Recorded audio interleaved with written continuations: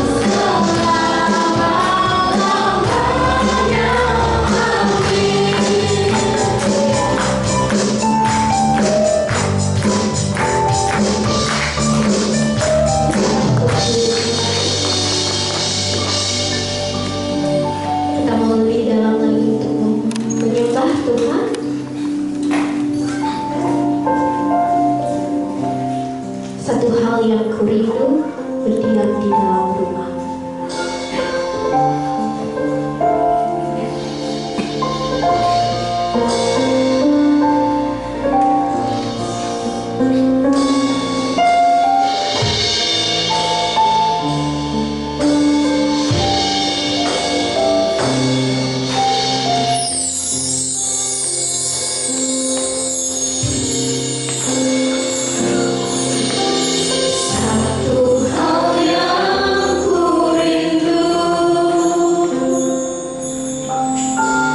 Berdiam di dalam rumah.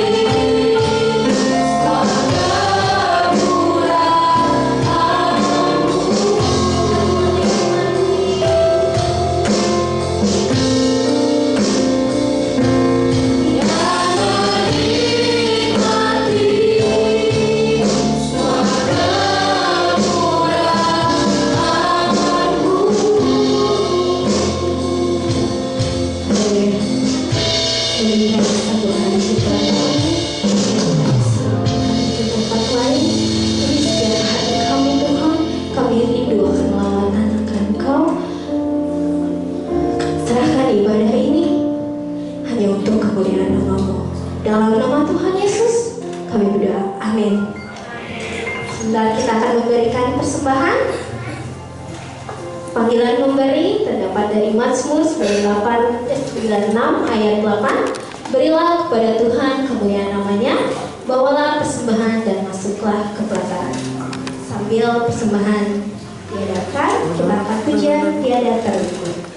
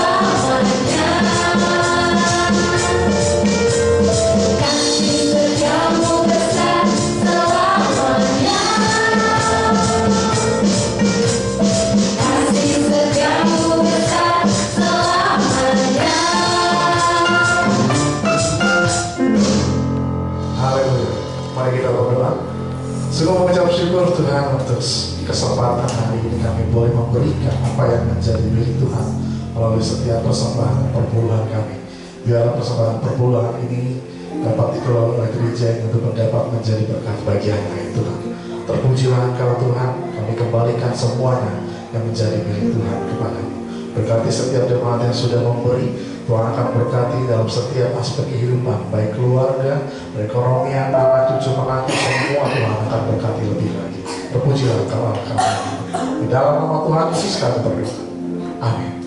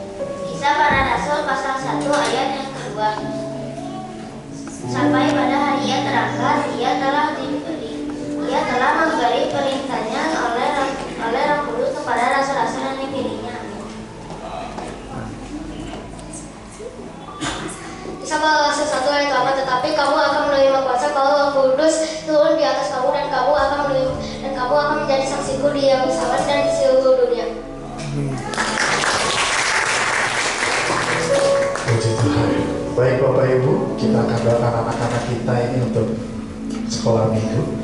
Bapak Surgawi, sungguh kami mengucap syukur untuk anak-anak ini. Tuhan melihat mereka adalah pemilik kerajaan surga yang Tuhan berikan kepada mereka. Dan biarlah hari ini guru-guru mereka akan mengajarkan mereka untuk menjadi anak yang memiliki dasar iman yang kuat dan teguh terhadap Tuhan. Berkati mereka. Kami yakin dan percaya mereka menjadi kebanggaan bagi setiap orang. Terpujilah Engkau Allah kami yang hidup. Di dalam nama Tuhan Yesus kami berdoa. Amin.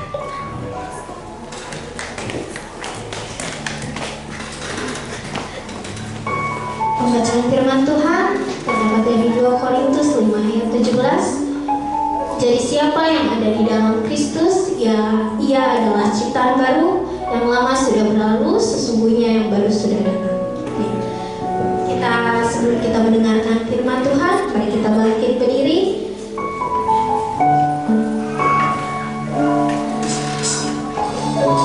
Kita percaya bahwa Tuhan menjadikan setiap kita indah dalam waktu yang Tuhan tentukan. Kudatangnya Bapa.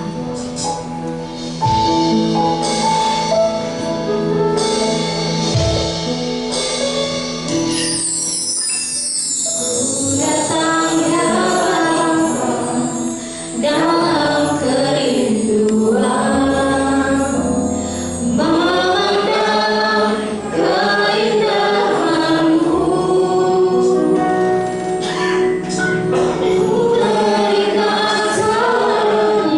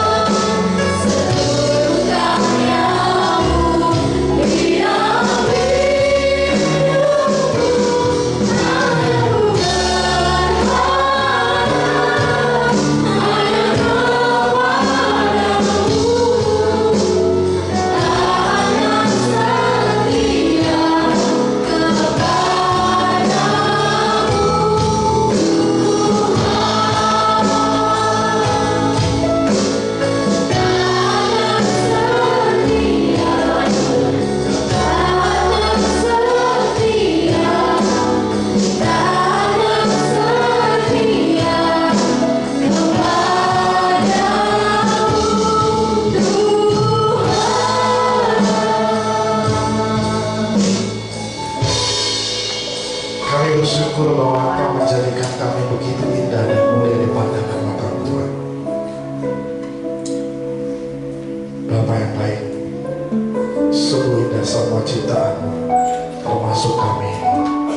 Begitu sempurna, tidak kekurangan sesuatu detail apapun tentang kami. Kami mengucap syukur Tuhan untuk ini. Kami bersyukur untuk apa yang Tuhan jadikan dalam kehidupan kami. Terima kasih Bapa.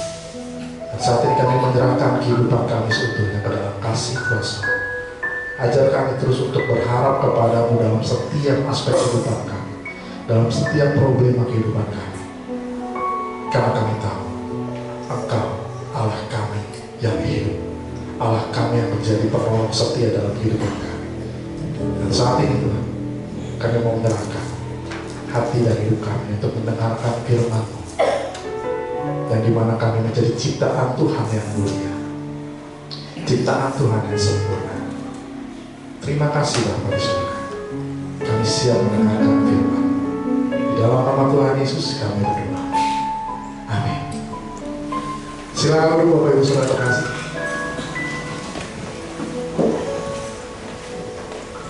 Shalom. Puji Tuhan. Kita bersyukur kita dapat sama-sama kembali lagi di tempat ini. Dan Bapak Ibu Saudara, ada hal yang saya lihat bahwa setiap hari dan hari ini saya melihat Bapak Ibu Saudara itu begitu sempurna. Coba lihat kanan kirinya. Ada orang. Sempurnakan sebelah kiri kanan Bapak Ibu Saudara. Sempurna ya, lengkap semuanya, indah semua ciptaan Tuhan. Dan saya yakin dan percaya bahwa kita pun merasa diri kita sempurna. Bapak Ibu, kita kalau minggu lalu kita bahas tentang bagaimana kehidupan kita menjadi seorang Kristen, yang dimana kita memiliki hakikat yang baru. Dan ketika kita sebelum mengenal Kristus seperti apa, dan sesudah mengenal Kristus seperti apa. Dan hari ini kita mau bergaya yang baru, atau mau baru bergaya. Ayatnya masih sama seperti yang kemarin. Nah saudara yang terkasih, boleh ditampilkan?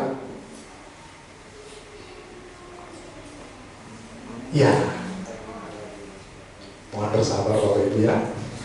Ayat yang tadi kita sudah baca di 2 Korintus 5 ayat yang ke-17. Jadi siapa yang ada di dalam Kristus, ia adalah ciptaan yang baru.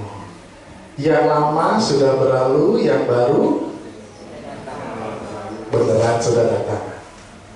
Yakin sudah datang. Atau yang baru mungkin akan datang, atau sedang, bener nggak ya? Udah datang belum ya? Tapi firman Tuhan berkata yang baru sudah datang. Amin. Yakin ya yang baru sudah datang? Harus yakin, karena kita adalah ciptaan yang baru. Nah, saudara, ketika kita kehidupan kita sebelumnya kita tidak mengenal Kristus, di akhirnya perbedaan kehidupan kita, dulunya kita mau bergaya aja ngikutin gaya yang lain. Semua gaya kita pasti ngikutin yang viral, betul ya? Orang banyak kesini ikut kesini, orang dengan tren yang begini ikut kesana kemari, dua, tapi nggak mau menjadi diri sendiri. Nah, saudara, ketika kita menjadi ciptaan yang baru ini, harusnya kita punya gaya pribadi diri sendiri. Gak perlu malu dengan apa yang kita miliki saat ini. Bagaimana tampilan kita saat ini? Yang pasti kita adalah ciptaan yang sempurna. Kalau hari-hari ini ada banyak orang yang berkata, aduh saya nggak ini Pak, nggak pede. Aduh saya kurang beginilah, saya kurang begitulah, saya kayaknya nggak mampu begini, saya nggak mampu begitu. Saudara, Tuhan menciptakan kita. Kalau dari Kejadian pasal yang pertama dia bilang, mari kita ciptakan manusia menurut gambar dan rupa kita. Kitanya siapa? Allah sendiri. Kalau kita menilai atau memagari kita dengan diri kita, memagari nilai-nilai yang aku nggak mampu, aku nggak bisa, aku nggak sanggup, aku nggak begini, aku nggak begitu. Salah. Kenapa salah? Karena kita adalah ciptaan yang baru yang Tuhan ciptakan sempurna, serupa dengan gambar Allah. Nah, di dalam 2 Korintus ini kalau menurut sejarahnya minggu lalu kita sudah belajar sedikit ya. Kota Korintus ini terjebak dalam kemewahan yang lama. Kenapa? Karena kota ini, sebetulnya kota ini dilewati berbagai kota-kota lain yang dimana ketika harus ke kota Roma dia harus lewat Korintus dulu. Contoh kayak di Singapura kita mau ke Jepang kan, kita mau ke US kan, kita mungkin harus lewat Singapura dulu, baru kita jalan lagi lanjut penerbangan selanjutnya. Nah, begitu demikian dengan kota Korintus ini sama halnya, yang dimana kota ini adalah kota perdagangan yang terbuka dengan berbagai budaya, yang dimana wah, gak mungkin namanya kota yang dilewati berbagai negara itu kota yang biasa-biasa aja. Ada yang sudah pernah ke Singapura? Masih ada lah ya, meskipun saya belum, saya cuma lihat dari foto-fotonya aja, tapi saya menikmati. Dalam arti kata begini, kota ini tidak kelihatan biasa-biasa ya, pasti penuh dengan gedung-gedung yang mewah pada waktu ini. Tapi ketika pada waktu itu ada banyak hal yang budaya semua bercampur di situ, kemewahan semua bercampur. Karena kenapa? Mengadopsi dari berbagai kota yang harus mereka datang. Nah, di situ pula tidak ada namanya batasan, yang akhirnya mereka menjadi kota yang tidak mengenal siapa Tuhan. Mereka bikin berbagai macam patung, mereka bikin berbagai macam mesbah, dan ada satu mesbah yang dimana dikatakan untuk atau kepada Allah yang tidak dikenal. Rasul Paulus masukkan dari situ, kepada Allah yang tidak dikenal. Siapa Allah itu? Sampai akhir dia memberitakan firman, dan hingga akhirnya banyak orang yang bertobat. Dan di mana kondisi jemaat ini ketika baru keluar dari lingkungan yang penuh dengan dosa, penuh dengan kebiasaan yang lama, tapi masih sering lagi terjebak dengan kondisi yang lama. Dan di mana kondisi itu masih nyaman di tempat yang lama, masih nyaman dengan kemewahan yang lama, masih nyaman dengan budaya yang lama, masih nyaman dengan hal-hal yang lama tersebut, belum bisa lepaskan sepenuhnya. Nah, inilah kondisi di mana Rasul Paulus menyampaikan di 2 Korintus ini. Di perjalanan yang pertama, Paulus merasa, aduh, ini jemaat kok nggak tobat-tobat ya. Hari ini tobat, besok umat. Hari ini tobat, besok umat lagi. Tobat umat. Nah, inilah yang terjadi di kota Korintus tersebut. Hingga dia memutuskan di perjalanan yang pertama, udahlah saya balik dulu deh. Saya balik ke tempat pelayanan yang lain dulu. Sampai akhirnya dia mendapatkan kabar yang begitu sempurna, begitu baik, dan di mana akhirnya perubahan itu adalah perubahan hakikat yang sejati. Nah, saudara, mau baru bergaya adalah sebuah perubahan hati, bukan perubahan dari segi penampilan. Tidak hanya penampilan kita yang dari luar ini akhirnya berubah, tapi Tuhan ingin perubahan itu dimulai dari hati kita. Selanjutnya, yang dimana bukan sekedar kita ganti pakaian atau ganti gaya rambut yang biasanya rapi terus tiba-tiba mohak gitu ya, satu lancip sini sampai di belakang. Nah, Tuhan tidak menginginkan hal itu. Bukan sekedar ganti agama atau rajin mengikuti ibadah. Nah, ini hati-hati Bapak Ibu. Kita mungkin akan berkata, Pak, saya rajin kok ibadah. Hari Minggu, dari Minggu pagi, Minggu siang, Minggu sore, semua ibadah saya ikutin. Pertanyaannya cuma satu, apakah ketika kita mengikuti ibadah secara rutin itu, adakah perubahan dalam kehidupan kita? Siapa tahu ketika habis keluar dari pintu gereja, keluar mobil, parkiran, wah, rebutan, tati, sabar dong. Pertanyaannya adalah, sudahkah kita betul-betul berubah? Sudahkah hidup kita benar-benar berubah? Karena kenapa? Kita harus ingat lagi kepada hakikat kita sebagai ciptaan yang baru. Ciptaan yang baru itu panjang, sabar. Wah, katanya orang Kristen banyak sabar. Tapi baru keluar parkiran aja udah tampil. Woi, buruan. Ada yang begitu? Puji Tuhan di sini nggak ada. Parkirannya luas, betul ya? Nah, puji Tuhannya begitu. Tapi kalau di tempat lain mungkin, udah nyalain mobil, tambak ini, pasti mulai kedengar tandi dan segala macamnya. Nah, tidak hanya itu. Ada satu kesaksian dari salah satu seorang teman. Ketika kita lagi kumpul bareng-bareng dan ngobrol, dan dia cuma bilang, saya tuh melihat orang ibadah. Saya tiap minggu ke gereja. Tapi ketika saya duduk di kursi jemaat, saya lihat cuma ada yang main HP, ada yang lagi scroll TikTok sambil check out gitu ya. Pesan apa ya? Pendetanya lagi khotbah. Wah, kurang ajar ya. Tapi akhirnya dia cuma bilang gini, inikah Pak orang Kristen yang benar? Dia dulu dari seberang, dan dia bilang, saya ngikutin Tuhan sungguh-sungguh. Saya mau datang ke gereja sungguh-sungguh, supaya saya dibentuk Tuhan untuk menjadi pribadi yang lebih baik lagi. Namun, kenapa banyak orang Kristen yang di tempatnya beliau, ketika datang duduk ibadah, kan gak lama ya, cuma 1 jam, sepanas itukah? Sebegitu tidak tahankah kita mendengarkan firman Tuhan? Katanya bilang.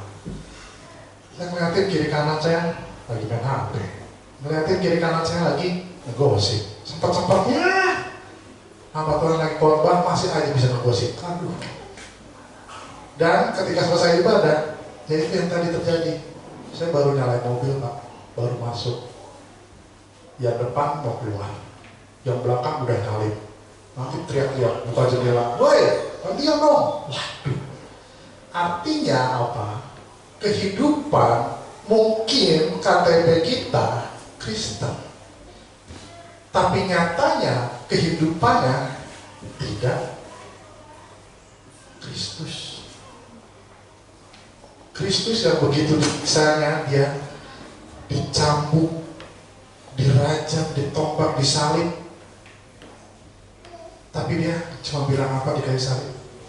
Bapa, ampunilah mereka, sebab mereka tidak tahu apa yang dia perbuat.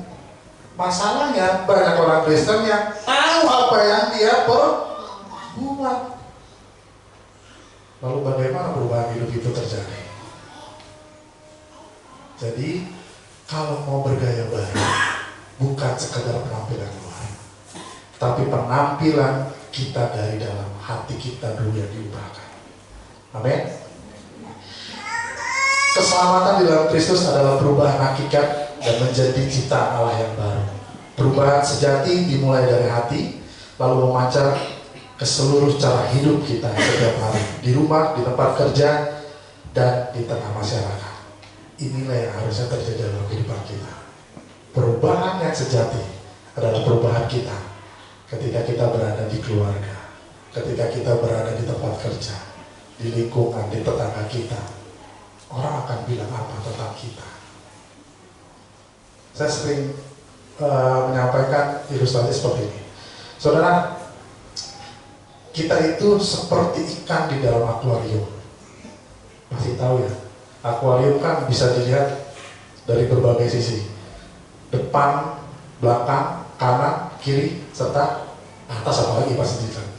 Nah, kehidupan kita seperti ikan di akuarium, yang dimana ketika kita mungkin sedang dekat dengan teman-temannya, wah, orang pasti yang melihat, ih bagus ya, mereka kompak ya, mereka jalan bareng ya, mereka saling tolong-menolong ya, saling melindungi ya. Tapi ketika ikan itu saling menyerang, akhirnya nilai kita mulai berubah. Lah, tadi kompak, lah, tadi sama-sama melindungi, kok sekarang benturan semua. Nah, inilah yang terjadi. Harapannya adalah perubahan sejati itu tidak hanya terjadi secara luar, secara fisik, tetapi dari hati. Ketika hati kita sudah berubah, fisik kita pun akan berubah. Dan yang selanjutnya adalah, nah, ini ada 2 kata. yang disampaikan dalam firman ini, di mana ada dua kata ini, kaine dan pisis, yang dimana kita secara hakikat dan mutlak, dimana berbeda jenis dan kualitasnya dengan yang lama, bukan sekedar baru secara waktu atau ganti penampilan saja. Artinya kita sudah diselamatkan, sudah menjadi ciptaan yang baru, yang artinya pola kehidupan kita yang lama, tindakan kita yang lama, semua yang lama, semua kita tinggalkan dalam baptisan yang kudus. Yang harusnya ketika setelah baptisan, hidup kita mulai, pola pikir kita berubah, cara hidup kita berubah seperti kepada Kristus. Dan yang kata Kristus ini ciptaan yang dimana dikerjakan oleh Allah sendiri.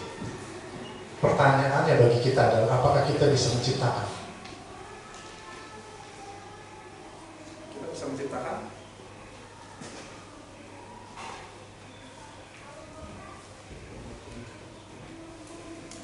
Nah, sedikit lagi. Nah, kata Kristus ini yang artinya ciptaan yang dikerjakan langsung oleh Allah, bukan usaha kita. Ketika kita membuat sesuatu, mungkin kita buat, kita bisa menciptakan makanan, kita bisa menciptakan pakaian, tapi tidak bisa menciptakan hati yang berubah. Ada dari kita yang bisa merubah hati sesama kita? Kalau bukan karena Roh Kudus, kita tidak bisa merubah isi hati manusia, tidak bisa merubah karakter manusia. Yang dimana kaine baru secara hakikat dan mutlak yang lama sudah berlalu. Perbudakan akan dosa, setiap rasa kita yang bersalah dulu yang menghantui, dan hidup kita yang terpisah dari Allah tidak lagi berkuasa dan tidak lagi menjadi arah hidup kita. Artinya kita sudah meninggalkan segala sesuatu yang lama itu, yang dimana yang baru sudah datang. Bukan sesuatu yang dicapai nanti kita sampai begini, nanti kita bisa begini. Tetapi saat ini kita sudah memiliki ciptaan yang baru, sudah kita pegang, yang dimana kita harusnya bersatu dengan Kristus. Yang selanjutnya saudara, kita harus berakar. Kalau pohon tidak memperkuat akarnya dulu, tentunya dia tidak akan punya batang yang tinggi dan besar. Dan inilah yang Tuhan inginkan. Perubahan tidak hanya di permukaan saja, di luar kita aja. Tidak hanya mempercantik diri kita, tetapi kalau akarnya masih terhadap dosa, masih kepada kehidupan yang lama, akhir hasilnya akan sama saja, tidak ada perubahan. Sama seperti yang tadi kita bahas sedikit. Datang ibadah rajin, rutin, tapi pola hidup ketika ketemu di rumah, buah 180 derajat atau 360 derajat, balik lagi dia.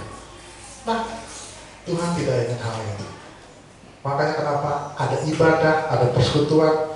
Di Ibrani dikatakan, janganlah kita menjauhkan diri dari pertemuan-pertemuan ibadah seperti yang dibiasakan orang-orang ini. Artinya apa? Persekutuan antara teman-teman kita saat ini adalah penting. Karena apa? Kalau kita salah persekutuan, akhirnya akan merusak pergaulan yang baik kita. Kita sudah membiasakan perbuatan-perbuatan baik, pergaulan yang baik. Kita jaga sedemikian rupa, tapi ketika kita memilih waktu di mana kita untuk bergabung dengan pergaulan yang begini, hati-hati saudara. Yang bisa menilai adalah diri kita sendiri.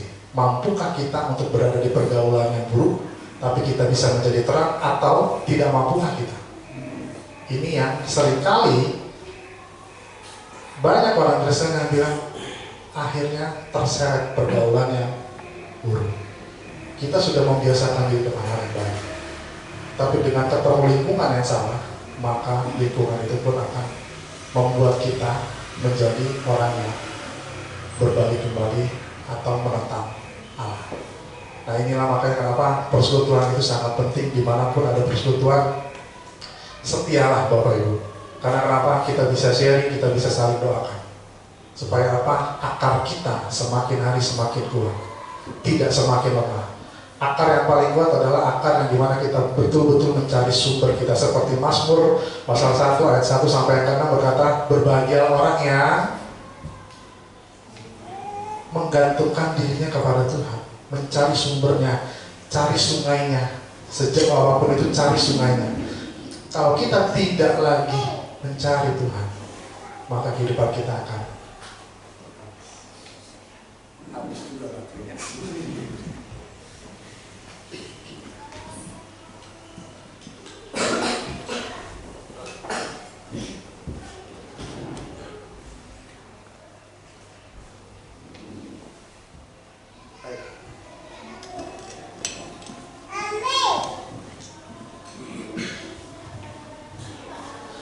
Ya, nah inilah Bapak Ibu, janji Allah akar kita akan diganti. Dimana ketika kita memiliki akar yang lama, hidup kita akan lebih berfokus kepada penguasaan diri sendiri. Wah, jabatan saya sekarang cuma segini nih, karir saya cuma segini, saya pengen lagi, lebih lagi. Tujuannya bagus, tapi tujuan yang lainnya kita nggak tahu. Isi hati manusia kita tidak akan pernah paham. Target kita perlu punya target, tapi bukan kepada kepuasan diri kita sendiri. Targetnya adalah bagaimana Tuhan terus dimuliakan. Dan akar yang baru ini adalah kita hidup bersatu dengan Kristus. Yang selanjutnya adalah baru berjalan. Yang lama sudah berlalu, kita tidak lagi berjalan di jalan yang merusak diri dan hubungan dengan sesama. Nah, ini ada perbedaan. Cara lama yang ditinggalkan yaitu mementingkan diri sendiri di atas segalanya, iri hati terhadap kelebihan sesama, memfitnah dan berbohong.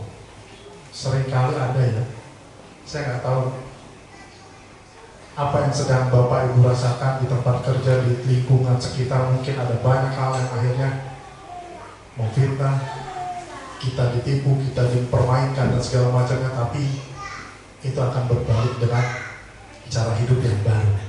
Nah, ketika cara hidup yang lama, kita membalas kejahatan dengan kejahatan. Setuju? Dalam hati mas setuju. Kalau tuh orang gue balas, awas nih, ya kan? Ada Bapak Ibu, kita sama-sama manusia. Ketika ada orang yang berbuat jahat dengan kita, Tuhan, bentar ya, kantongin dulu dah. Mau balas dulu nih orangnya. Tapi Tuhan tidak inginkan hal itu. Karena kenapa?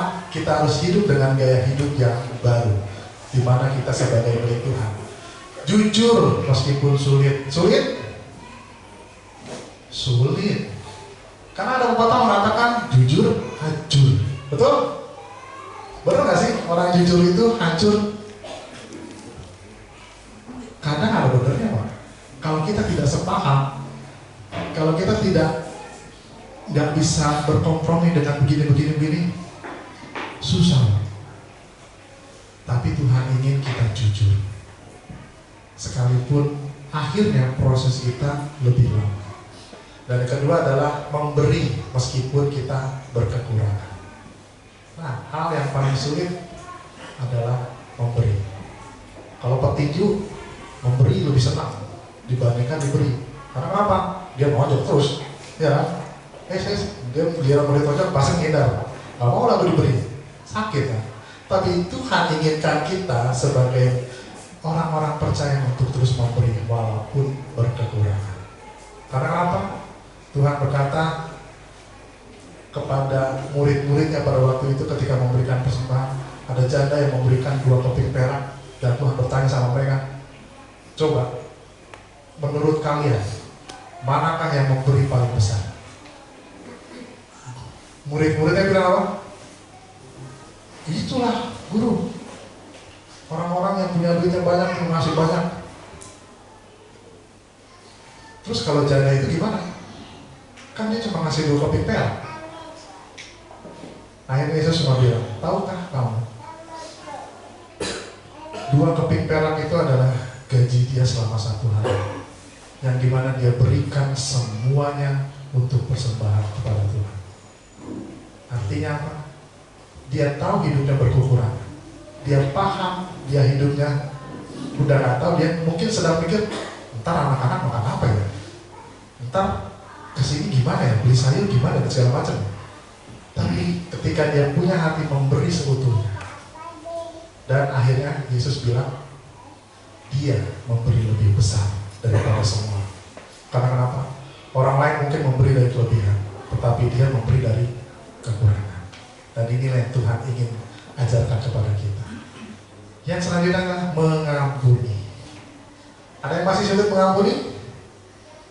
Mari kita tanya hati kita masing-masing ya. Sulit mengampuni adalah hal yang membuat dan memperburuk keadaan kita secara manusia. Ketika kita sulit mengampuni, sulit sekali melepaskan pengampunan, saudara, suka ada penelitian gitu.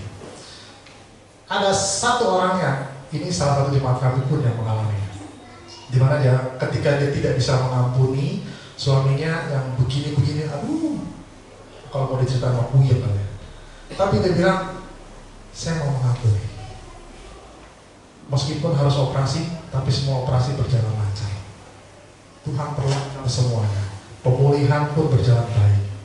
Dan akhirnya apa? Hidupnya pun dipulihkan. Dia bilang, saya mengampuni kamu.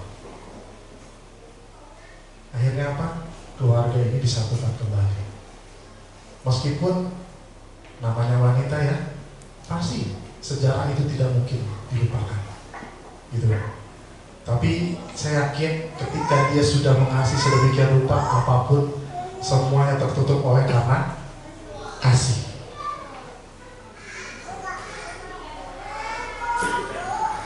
Saudara, dan yang selanjutnya ini adalah berbuah. Hidup yang berguna dan memberkati. Ketika akar kita sudah baru dan langkah kita sudah baru, pastinya muncul buah yang baru. Buah baru bukan untuk dipamerkan, tetapi adalah gimana gaya hidup kita bukan lagi untuk dipamerkan, untuk menerima pujian dari orang lain. Apa yang kita lakukan bukan untuk kita. Kalau 3 ayat 23 bilang apa? Ada ingat? Apapun juga yang kita perbuatlah seperti untuk Tuhan, bukan untuk manusia. Karena kenapa? Yesus berkata ketika orang sudah mendapatkan pujian, ya sudah selesai. Pujianmu sudah kamu terima dari manusia sesamamu. Kalau kamu mengharapkan pujian dari manusia dan mengharapkan juga pujian dari Tuhan, tidak bisa. Karena kenapa? Tuhan selalu berkata, kamu sudah menerima hasilmu. Pujian sudah kamu terima dari manusia. Cukup. Maka dari itu, kita tidak perlu memamerkan diri dalam arti kata, kita buat segala sesuatunya, dan apapun juga kita lakukan hanya untuk Tuhan. Ketika ada orang bilang, hebat ya kamu bikin ini, Tuhan yang hebat. Tuhan yang bikin saya begini. Karena kenapa? Jangan sedikit pun kita mencuri kemuliaan Tuhan. Karena hanya Tuhan yang boleh dimuliakan. Hidup bukan lagi hanya makan, bekerja, bersenang-senang, dan mati. Tapi hidup kita punya tujuan yang mulia. Menjadi saksi kasih Tuhan sampai ke ujung bumi. Dan inilah yang Tuhan harapkan bagi kita semua, seperti Matius 28 ayat 19-20. Jadilah saksi. Kemanapun kita harus jadi saksi. Dan yang terakhir adalah akar, langkah, buah. Ini adalah sebuah satu alur pertumbuhan. Ketika kita baru berakar, akar hati kita akan digantikan oleh Roh Kudus, yang dimana setiap hari kita diperbaharui, kita sungguh-sungguh menyerahkan hidup kita kepada Tuhan, dan sumber kekuatan berubah dari diri sendiri kepada kuasa Tuhan. Bukan lagi kita, bukan lagi saya, bukan lagi kekuatanku, aku bisa, aku mampu. Enggak. Tanpa Tuhan, aku gak mampu. Kalau bersama Tuhan, pasti lewat semuanya. Dan kedua, berjalan, meninggalkan yang lama, di mana yang lama itu merusakkan diri kita dan juga sesama kita, lalu melangkah dalam kejujuran, kemurahan, pengampunan, dan hormat sesuai kehendak Tuhan. Dan yang ketiga, berbuah, baru berbuah. Menjadi saluran kasih Tuhan, menolong, menghibur, mendamaikan, bersabar, hidup yang memberkati sesama dan memuliakan Tuhan. Ketiganya bukan hasil perjuangan kekuatan kita sendiri. Tetapi ketiganya adalah anugerah yang Tuhan berikan bagi kita yang mau berserah kepada Tuhan. Sebagai kesimpulan, saudara, anugerah bukan perjuangan kita sendiri. Menjadi ciptaan yang baru bukan usaha kita yang berjuang mati-matian menjadi baik dengan kekuatan kita sendiri. Tetapi anugerah Allah yang sudah disediakan Allah bagi setiap orang yang mau berserah kepadanya. Tuhan ingin kita mengubah akar hati kita, membiarkan Tuhan menggantikan kita dengan hati yang baru yang dipenuhi oleh Roh Kudus.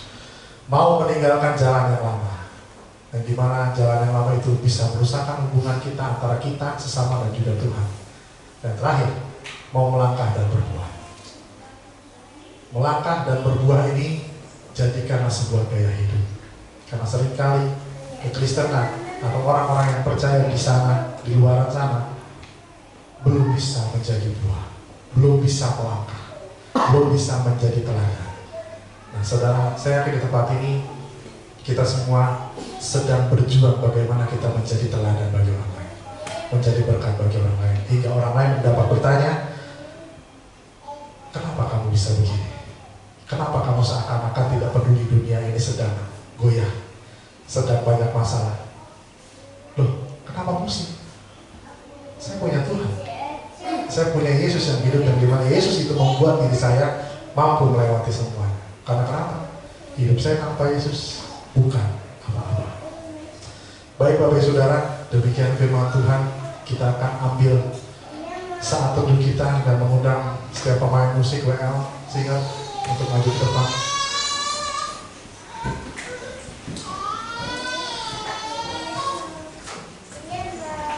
Kita akan merespon firman Tuhan ini. Saya undang kita semua untuk bangkit berdiri.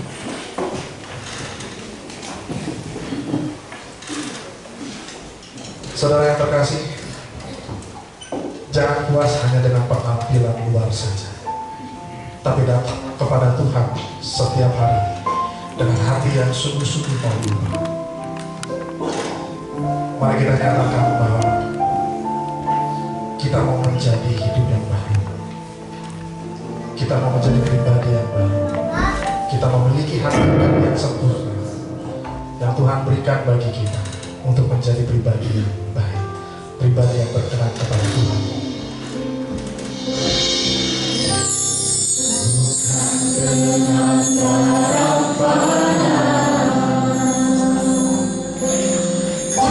berlayar dosaku, dengan cara yang mahal,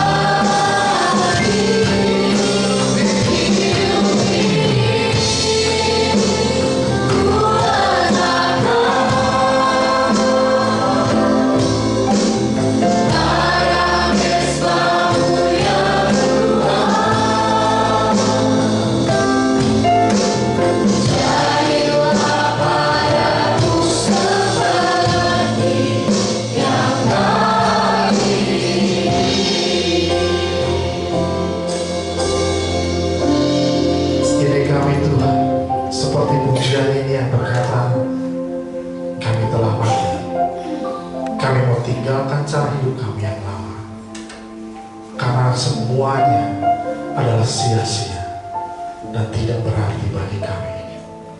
Dan saat ini kami mau meletakkan kehidupan kami di mezbahmu yang suci, di mezbahmu yang kudus. Tuhan, jadilah seperti apa yang Kau ingin di dalam kehidupan kami. Terima kasih Bapa di surga, Kau telah menjadikan kami ciptaan yang baru. Ampuni kami jika kami selama ini hanya berusaha untuk memperbaiki penampilan luar kami dengan kekuatan kami sendiri. Bapa surgawi, kami mohon, kerjakanlah kuasa-Mu di dalam hati kami. Ubah setiap pikiran kami dan keinginan kami. Ajar kami untuk melangkah dengan jalan yang benar, supaya hidup kami sungguh-sungguh menjadi berkat dan memuliakan nama-Mu. Terima kasih Tuhan. Kami mau hidup yang baru. Kerjakanlah di dalam hati kami agar kami hidup benar-benar memancarkan gaya hidup sebagai ciptaan yang baru. Terima kasih Tuhan. Mari kita mengangkat tangan kita untuk menerima berkat dari Tuhan. Tuhan memberkati engkau dan melindungi engkau. Tuhan menyinari engkau dengan wajah-Nya dan memberi engkau kasih karunia.